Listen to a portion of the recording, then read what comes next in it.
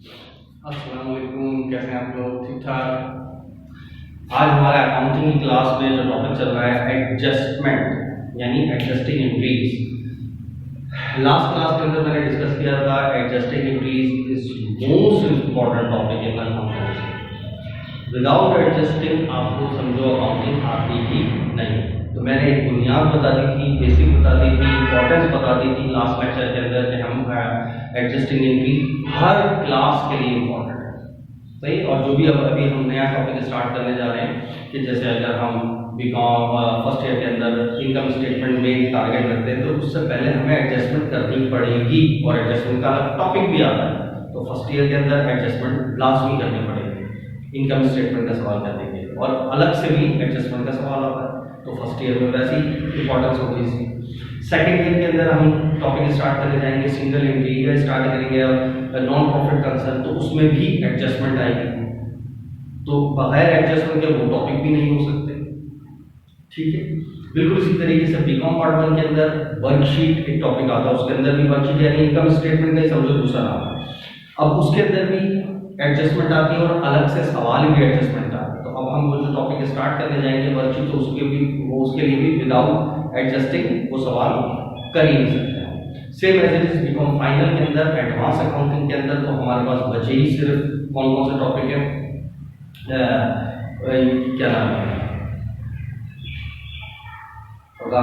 Financial statement है, ratio analysis है या कैश फ्लो है, ये सारे के सारे हमारे फाइनल अकाउंट से रिलेटेड सवाल हैं। और इसके अंदर सबसे पहले आपको करना ही फाइनेंशियल स्टेटमेंट पड़ेगा, ताकि पता चले फाइनेंशियल स्टेटमेंट में कौन सी चीजें आती हैं। इनकम स्टेटमेंट किस चीज से बनती है, बैलेंस शीट किससे बनती है। फिर नेक्स्ट टॉपिक रेशियो एनालिसिस आ जाता है, तो उसको भी सपोर्ट करेगा फाइनेंशियल स्टेटमेंट। फाइनेंशियल स्टेटमेंट आती होगी तो वो समझ आएगा, वरना वो टॉपिक भी आप याद कर लेंगे रट्टे लगा लेंगे। सेम एज तो उसके लिए भी फाइनेंशियल स्टेटमेंट करनी है, फाइनेंशियल स्टेटमेंट में भी एडजस्टमेंट आ रही है, तो वो आपको एडजस्टमेंट इसमें भी करनी पड़ेगी। Same as it is cost accounting के अंदर भी आपके पास बहुत सारी ऐसी चीजें होती हैं जो कि एडजस्टमेंट करनी पड़ती है। विदाउट एडजस्टमेंट आपकी इंक्रीजिंग समझ आ रही हो, तो एडजस्टिंग करने से कॉन्सेप्ट क्लियर होता है कि हम जो एंट्री पास कर रहे होते हैं, भले कोई सी भी मुश्किल एंट्री भी हमें समझाई जाए तो वो समझ आ जाती है। इस वजह से ये इस हिसाब से बहुत ही इंपॉर्टेंट टॉपिक। तो लास्ट के अंदर मैंने इस इंपॉर्टेंस का डिस्कस कर दिया था, फिर दोबारा मैंने इसके अंदर ये चीज कर दी है। अब हम एडजस्टमेंट को स्टार्ट करते हैं। बेसिक उसूल जो दिमाग में रखते हैं एडजस्टमेंट करनी है वो क्या है कि हमारे पास जो डेटा नॉर्मली गिवन होगा 99.99% के एक ट्रायल बैलेंस गिवन है और फिर नीचे कुछ एडजस्टमेंट, इसी से एडजस्टमेंट हम पास कर रहे हैं। लेकिन मैंने लास्ट क्लास के अंदर इसको डिस्कस कर दिया था, ये ऊपर ट्रायल बैलेंस क्या होता है, नीचे एडजस्टमेंट क्या होता है। तो अब मैं थोड़ा सा बस, और फिर जब चेंजिंग करूंगा एग्जांपल के हिसाब से, तो वो हर चीज इसके अंदर डिस्कस हो जाएगी। तो कोई भी टॉपिक, कोई भी लेक्चर आपने लूज नहीं करना। अच्छा, हमारे पास जो ट्रायल बैलेंस होता है वो क्या होता है, हमारे पास पहले से पूरे साल का जो हम रिकॉर्डिंग कर रहे होते हैं, जो डेटा हम जो भी सही गलत जैसा भी रिकॉर्ड कर लिया वो डेटा है, वो ट्रायल बैलेंस होता है। वो कौन सा होता है, कौन सा होता है, अनएडजस्टेड डेटा होता है, सही है ना, अनएडजस्टेड ट्रायल बैलेंस होता है।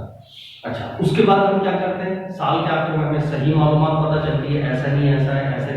अब उस सही करने के चक्कर में जो एंट्री पास करनी पड़ेगी वो कहलाएगी, यानी एडजस्ट करने के लिए जो एंट्री पास करनी पड़ रही है वो एंट्री कहलाएगी एडजस्टिंग एंट्री। और फिर इसके बाद फिर दोबारा से हम ट्रायल बैलेंस बनाएंगे, अनएडजस्टेड ट्रायल बैलेंस को और एंट्री को देख के फिर दोबारा हम एक ट्रायल बैलेंस बनाएंगे, वो कहलाएगा फिर एडजस्टेड ट्रायल बैलेंस, सही है। अब फिर ये हमारे काम आता है। अब इसको जहां डेटा को ले जाना चाहे ले जाए, इनकम स्टेटमेंट बनानी है तो इसी से बनेगी एडजस्टेड डेटा से। बैलेंस शीट में कोई चीज जानी है तो वो यहीं से जाएगी एडजस्टेड डेटा से। याद है फर्स्ट ईयर के अंदर नॉर्मली सिर्फ हम वही रट्टों की तरह पढ़ रहे होते हैं। अकाउंटिंग साइकिल क्या होता है, अकाउंटिंग साइकिल ये था। और भाई अकाउंटिंग साइकिल बहुत इंपॉर्टेंट चीज होती है। अकाउंटिंग साइकिल हमें ये बता रहा होता है कि हम कौन सी चीज पहले करते हैं, कौन सी चीज बाद में करते हैं। ये थोड़ी क्या अकाउंटिंग में हम ये पढ़ते हैं यही साइकिल होता है, ऊपर नीचे कुछ भी कर लो ना। बहुत अहम चीज है भाई, बहुत अहम चीज है अकाउंटिंग साइकिल। मैं बता रहा हूँ फर्स्ट ईयर सेकेंड ईयर बिल्कुल आपकी बुनियाद है, वो स्ट्रॉन्ग है, आप आगे बढ़ते चले जाएंगे। वो स्ट्रॉन्ग नहीं है तो कुछ भी नहीं कर सकते। तो तो ये वीडियो लेक्चर आपके लिए बहुत बड़ी कह लें कि गनीमत है कि आप 10 दफ़ा इस लेक्चर को सुन सकते हैं कि अहम अहम पॉइंट्स क्या हैं, क्योंकि ये तमाम मैं फर्स्ट ईयर की चीज़ें भी डिस्कस कर रहा हूँ। वो अलग बात है कि जब फर्स्ट ईयर ही है तो फिर उसके अंदर और डिटेल के अंदर चीज़ें आ रही होती हैं, सही है ना, जो उसके अपने अलग अलग टॉपिक है। लेकिन ये तो मैं डिटेल से ही करा रहा हूँ, तो क्योंकि ये सबके लिए ही इम्पोर्टेंट है, क्योंकि क्या पता क्या पढ़ा कैसे पढ़ा वगैरह वगैरह। ठीक है, तो अब हम स्टार्ट करते हैं। एडजस्टमेंट से रिलेटेड मैं सबसे पहले लेता हूँ एक्सपेंसेस को। ठीक है, पहले मैं एक्सपेंस को डिस्कस करता हूँ।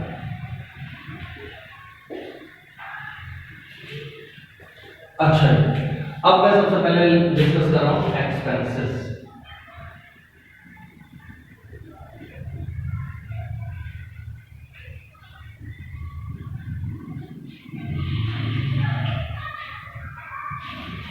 टॉपिक हमारा एडजस्टमेंट है और एडजस्टमेंट के अंदर मैं क्या ले रहा हूँ, एक्सपेंसेस। ठीक है, अब सबसे पहले सवाल के अंदर फर्स्ट करो, पहले है ट्रायल बैलेंस।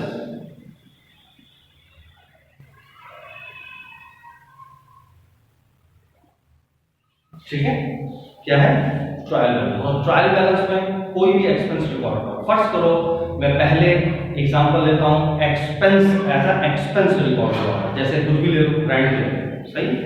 तो फर्स्ट करो, लिखा हुआ है रेंट एक्सपेंस 1000, सही। अब ये मुझे बताने की जरूरत नहीं है, ये अंडरस्टूड सी बात है, ये एक्सपेंस है। तो ट्रायल बैलेंस में किस साइड पे लिखा होगा, डेबिट साइड पे लिखा हुआ होगा या क्रेडिट साइड पे लिखा हुआ होगा। अब ये खुद कॉमन सेंस से बता पाऊंगा, डेबिट साइड पे। किस साइड पे होगा ये, डेबिट। याद रखो, अगर कोई चीज असेट है या एक्सपेंस है तो वो ट्रायल बैलेंस में डेबिट में लिखी हुई होगी। ठीक है, इसी तरह लायबिलिटी, इनकम या कैपिटल है तो वो क्रेडिट साइड पे लिखी हुई है। क्लियर? तो ये अब इसके ऊपर मैं बात टाइम जाया करने की जरूरत नहीं। तो ऊपर ट्रायल बैलेंस के अंदर फर्स्ट करो क्या लिखा हुआ, एक्सपेंस 1000 रुपए रेंट। ठीक है, रेंट एक्सपेंस 1000। अब नीचे सप्लीमेंट्री डेटा में, अदर डेटा के अंदर अब वो क्या क्या अल्फाजों में घुमाता है, तो मैं जो जो पॉइंट्स हैं उनको डिस्कस करता हूँ। मिसाल के तौर पर एग्जांपल नंबर 1, अब है ये अदर डेटा।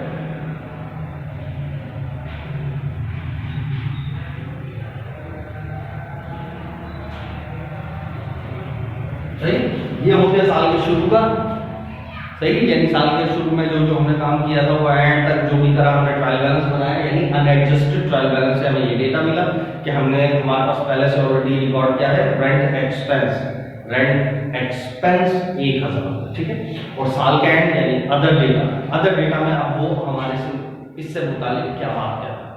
पहली एग्जाम्पल, अगर वो ये कहता है, नंबर 1 एग्जाम्पल दे रहा हूं, रेंट से मुताबिक क्या कह रहा है, प्रीपेड रेंट ₹2। सही, पहले वहां कितना था, 1000 रुपए, अब वो कह रहा है प्रीपेड का मतलब याद है, बचा हुआ, अभी यूज नहीं हुआ, एडवांस में पेमेंट कर दी हमने, याद है, वो कितना है, 200 रुपए। अब ये लिखा, अब हमने यहाँ पर क्या एंट्री पास कर, सही। अब याद रखो, एक तो चीज है वही रट्टा वाली बात, ऊपर ये हो नीचे ये हो तो माइनस करके ये एंट्री पास कर दो, और ऊपर ये हो नीचे हो तो ये वाले अमाउंट से ये वाली एंट्री पास कर दो। इस तरह नहीं, उसूल से। अब मैं उसूल को और मजीद आसान करने के लिए आपको एक स्टेप बता देता हूँ, तो जो जिंदगी में कभी भी किसी भी लेवल पर, बड़े से बड़ा या छोटे से छोटा कोई सा भी लेवल हो, जब भी एडजस्टिंग पास करनी होगी इस उसूल को फॉलो करो, कभी प्रॉब्लम नहीं। ठीक है, तो अब ये उसूल बहुत इंपॉर्टेंट है। अब ये उसूल बताऊंगा, फिर इसकी इंप्लीमेंटेशन जिस तरीके से मैं कर रहा हूँ बार बार बार बार बार बार बार बार, तो वो आपको उसूल आपके दिमाग में फिट हो जाएगा। तो स्टेप्स क्या है, स्टेप्स ये दिमाग में रखो, ये स्टेप्स बता रहा हूँ, सही। यहाँ नजर आ रहे हैं स्टेप,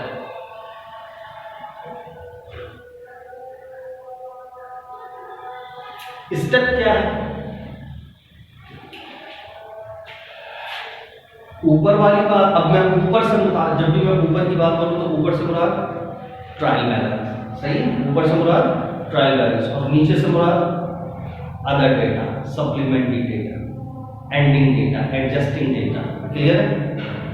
ऊपर से मुराद ट्रायल बैलेंस, नीचे से मुराद supplementary data, other data. Clear हो? तो सबसे पहला काम क्या करना है? ऊपर नीचे, सही है। पहले जो मैं बोलूं ऊपर तो उसका मतलब पहले ऊपर, पहले नीचे का मतलब नहीं। ऊपर और नीचे, यानी पहले इसको पढ़े और उसके बाद इसको पढ़े, पहले इसको उसके बाद इसको ना पढ़े। सही है? ये बात याद रखना, जो बोल रहा हूं उतना ही करो। 1.5 करने की जरूरत नहीं है। 1.5 का मतलब पता है क्या है? नहीं पता? 1.5 का मतलब है 1.5 होशियार। हाँ, आवाज आई? डोंट पुट हियर 1.5 होशियार। तो सबसे पहले ऊपर और उसके बाद नीचे, दोनों को पढ़ने के बाद पहला काम ये करो, एक्चुअल निकालो। पहला स्टेप क्या है? एक्चुअल। अब ये एक्चुअल से मुराद क्या है? अगर एक्सपेंस पढ़ रहे हैं, अगर हम अभी ये किससे ताल्लुक है, हम क्या चीज समझते जा रहे हैं? एक्सपेंस होगा या इनकम, नॉर्मली दो चीजें, बाकी 1% में बाकी सब कुछ आ जाएगा। 99% यही है। तो अभी हम एक्सपेंस से रिलेटेड बात चल रही है, तो पहले नंबर पे जो एक्चुअल निकालना है वो क्या निकालना है? एक्सपेंस निकालना है। क्लियर? ऊपर और नीचे दोनों को पढ़कर असल खर्चा निकाल लो यार, असल खर्चा है कितना, एक्चुअल एक्सपेंस है कितना, पहला ये काम। और दूसरा स्टेप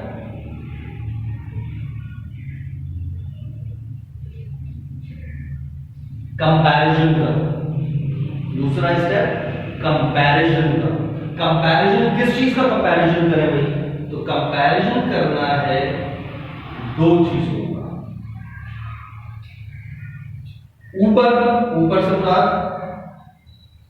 ट्रायल बैलेंस वाला पढ़ने, और फिर जो तुमने स्टेप 1 के अंदर एक्चुअल निकाला है उसको पढ़े। सही? इन दोनों को पढ़कर फैसला करें, इन दोनों को पढ़ के फैसला करें कि एक्सपेंस में इजाफा हो रहा है या एक्सपेंस में कमी हो रही है। क्लियर? आई रिपीट कि मैंने ये चीजें क्या बताई। देखो, पहले स्टेप में क्या करना है?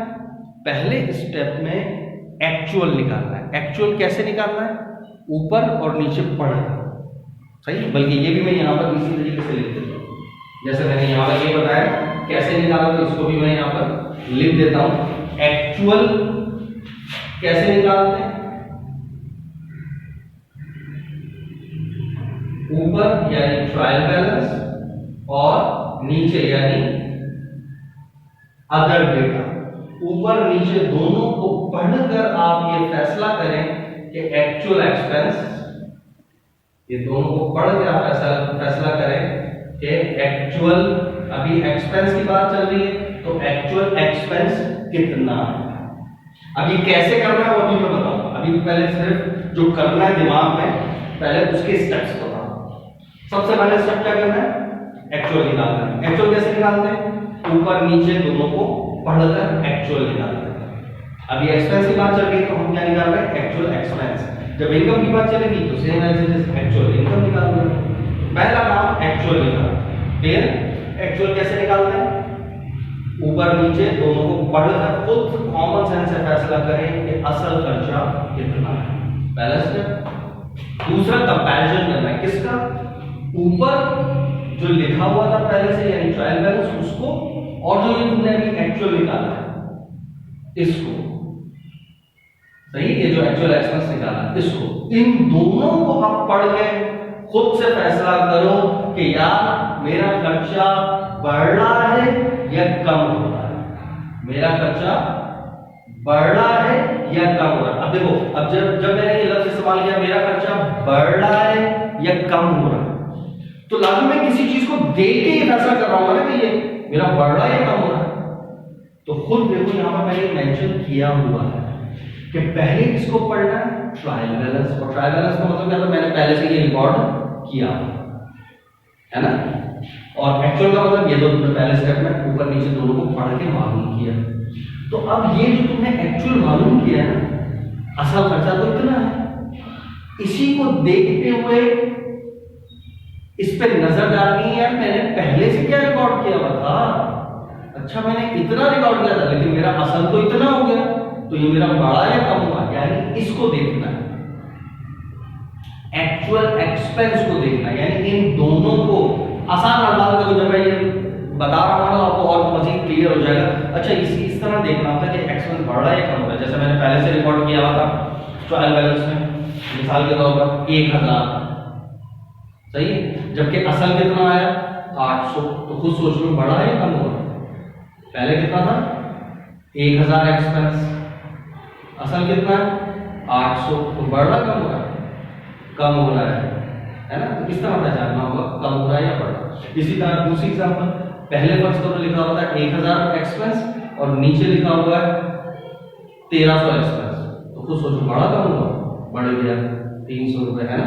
इस तरह पहचानना, कोई इशू सही। अब ये जितनी बातें मैं यहाँ पर डिस्कस कर रहा हूँ, मैं यहाँ पर इंप्लीमेंट भी करूंगा कि मैं जो जो बोल रहा था वो कैसे करना, तो और क्लैरिटी आएगी, ठीक। तो दूसरा स्टेप क्या, पहला स्टेप क्या था एक्चुअल निकालना। एक्चुअल कैसे निकालते हैं, ऊपर नीचे पढ़कर, दोनों को पढ़कर आप फैसला करेंगे कि असल एक्सपेंस यानी एक्चुअल एक्सपेंस कितना है। दूसरे स्टेप में क्या करेंगे, आप ऊपर पढ़ेंगे और नीचे एक्चुअल एक्सपेंस जो आपने अभी निकाला वो पढ़ेंगे और खुद कॉमन सेंस से फैसला करेंगे बढ़ रहा है या कम हो रहा है। बस ये जो बढ़ रहा है या कम हो रहा है, ये जो बढ़ रहा है या कम हो रहा है, इस अमाउंट से एंट्री पास हो, सही। इस अमाउंट से ये जो मैंने सर्कल बनाया है, इस अमाउंट से एंट्री पास हो, जितने से इजाफा, जैसे 200 रुपए से इजाफा हो रहा था या 300 रुपए से इजाफा हो रहा था या 200 से कमी या 300 से कमी, जो जितने रुपए से इजाफा या जितने से कमी होगी, एंट्री जो हम एडजस्टिंग एंट्री पास करेंगे उसका जो अमाउंट होगा वो इजाफा या कमी वाला अमाउंट होगा। किस्सा खत्म। अब दुनिया में कोई सी भी एंट्री उठा के ले आओ, इसी तरह पास होगी पूरी। आप अगर आप बीकॉम फाइनल में हैं तो आप अंडर स्टूडेंट पूरे 1 साल एडजस्टिंग पढ़ कर आए, फिर उसके बाद बीकॉम फर्स्ट ईयर में पढ़ी, सेकंड ईयर में पढ़ी, बीकॉम में पढ़ी, अब पढ़ रहे हो, अब आप सारा रिव्यू कर डालो। इन 2 स्टेप्स से हट के कुछ भी नहीं, कोई जरूरत नहीं है 25-25, 50-50 एंट्री याद करने की, भाई इसकी ये एंट्री पास होती तो ऊपर लिखा हो, ये नीचे लिखा हो तो ये एंट्री पास हो गई, खड्डे में लिखा लिया रटेंगे टाइप चीज। बस उसूल ध्यान में रखो, और कोई सी भी एंट्री आए, जितना घुमावा बात कर दी जाए, टेढ़ी मेढ़ी बात कर दी जाए, सिर्फ वो आपने वो बातें समझनी है, उसकी इंग्लिश समझनी है, क्लियर है, सही है, ये पक्का, ये बात क्लियर हुई। तो मैं पहली एग्जांपल ये आपको देने जा रहा हूं कि अब ये मैंने जो बातें की थी वो कैसे यूज हो। अच्छा, एक अहम बात, जो आप गलती करेंगे, नहीं करेंगे, मैं बोल रहा हूं करेंगे, फिर बोल रहे नहीं करेंगे, मैं बोल रहा हूं करेंगे, तुम कर नहीं करेंगे, मैं बता रहा हूं गलती करोगे। क्या गलती करोगे कि जो ऊपर ट्रायल बैलेंस में जब भी लिखा हो ना, जो भी लिखा हो इसको पूरा पढ़ना। रेंट क्या लिखा है, रेंट एक्सपेंस या रेंट प्रीपेड या rent earned, rent table, rent receivable, जो कुछ लिखा पूरा पढ़ना इसको। तुम गलती क्या करोगे, इसको पूरा नहीं पढ़ोगे और एंड के अंदर मिला करोगे। तो लिहाजा ये गलती नहीं करना, पूरा पढ़ना इसको। क्या करना, पूरा पढ़ना। फिर बताओ, देखा पूरा नहीं पढ़ोगे गलती करो। क्या करना, पूरा पढ़ना और ये गलती नहीं करना। लेकिन गलती आप करेंगे, नहीं करेंगे यार, नहीं करना, लेकिन फिर भी करो, मुझे पता है। देखना, मैं जब पूछूंगा ना तो उसको दे रहा हूँ, छोड़ूंगा नहीं, सही है, और उसी को पकड़ूंगा। देखा गलती की ना, मैं मना कर रहा था इसको पूरा पढ़ना, पूरा पढ़ना, पूरा पढ़ना, और तुम लोग नहीं करो। देखो मैं इतना हाईलाइट कर रहा हूँ इस बात को कि तुम्हारे दिमाग में बिल्कुल क्लियर हो जाए, ठीक है, कि हाँ यार ये गलती हमें नहीं करनी, लेकिन फिर भी करो। 12। तो अभी चीजों बाद में मैंने ये बताई, एक एग्जांपल देखते हैं फिर मजीद और आगे इसको सॉल्व करेंगे, ठीक है। अच्छा जी, पहले नंबर पे अब हम सवाल एडजस्टिंग करने जा रहे हैं।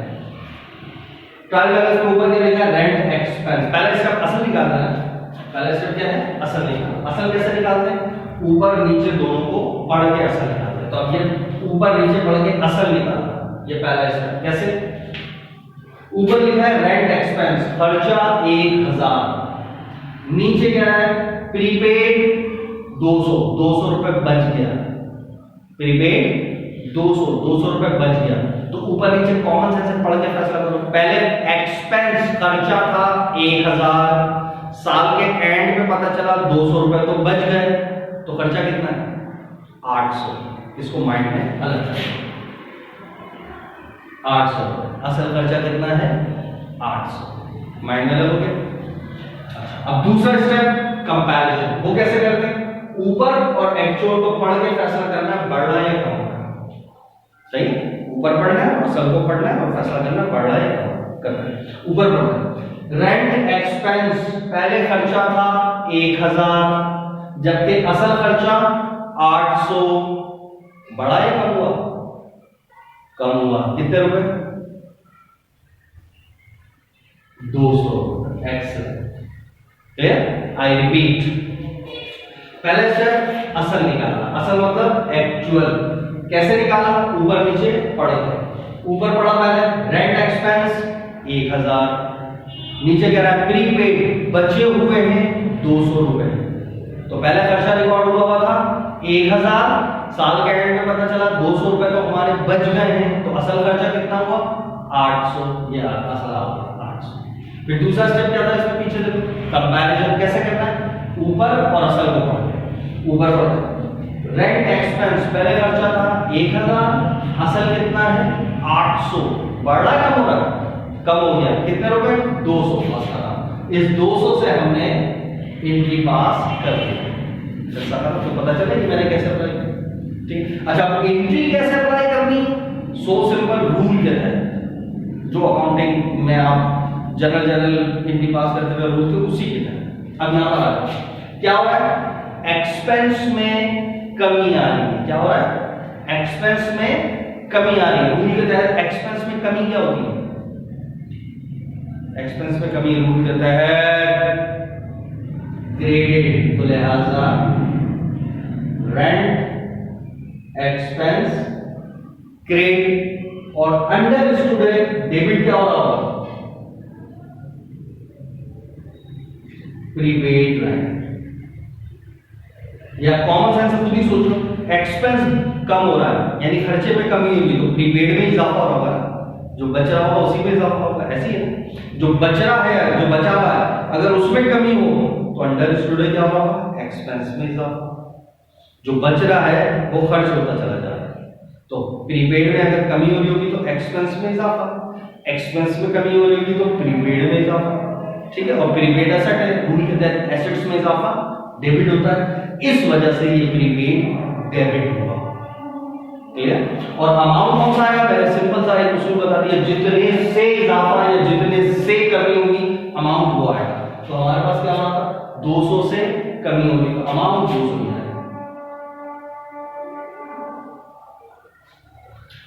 ये पॉइंट भी क्लियर है, ठीक है।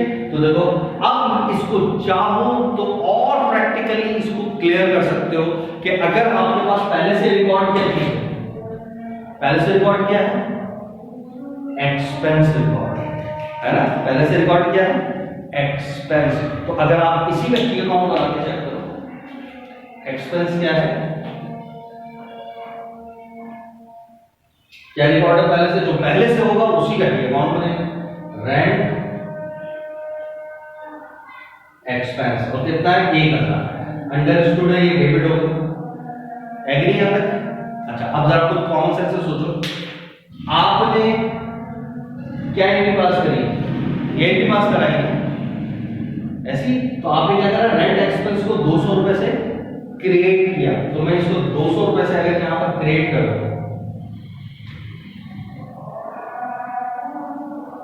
200 से क्रिएट कर तो बैलेंस करो, तो एक्सपेंस कितना आ गया, 800। यही तो हमारा सारी कहानी थी। असल खर्चा कितना था? 800 लाना था ना, आ गया 800।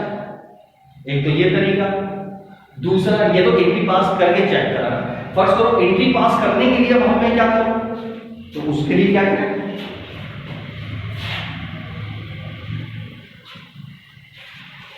फिर वो चीज आपने बेसिक तो पहले ओपनिंग की अकाउंट बना ली, सही। अब आपने यहां पर एंट्री पढ़ी, एंट्री पढ़ी को कह रहा है रेंट एक्सपेंस 1000, साल के एंड में कह रहा है भाई 200 बच गए हैं, तो खर्चा कितना है 800। और जबकि आप देख रहे हैं आपके चेक अकाउंट में कितना लिखा हुआ 200 1000, जबकि खर्चा तो कितना है 800।